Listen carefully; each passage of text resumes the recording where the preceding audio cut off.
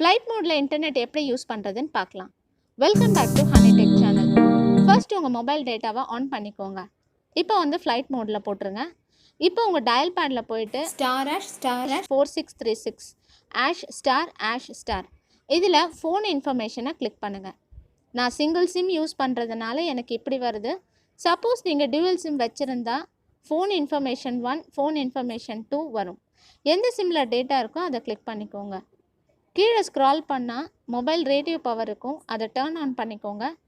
இப்போ பாருங்கள், மேலே நெட்வொர்க் ஸ்பீட் மீட்டர் காமிக்குது.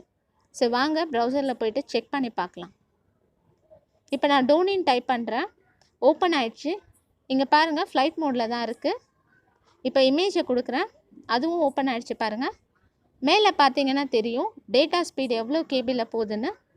இப்போ நான் ஆஃப் பண்ணிடுறேன்.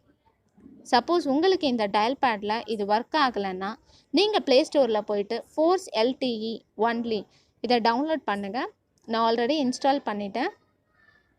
இப்போ நான் ஓப்பன் பண்ணுறேன். அட்வான்ஸ் செட்டிங்ஸ்னு ஆப்ஷன் இருக்குது பாருங்கள், இதை கிளிக் பண்ணுங்கள்.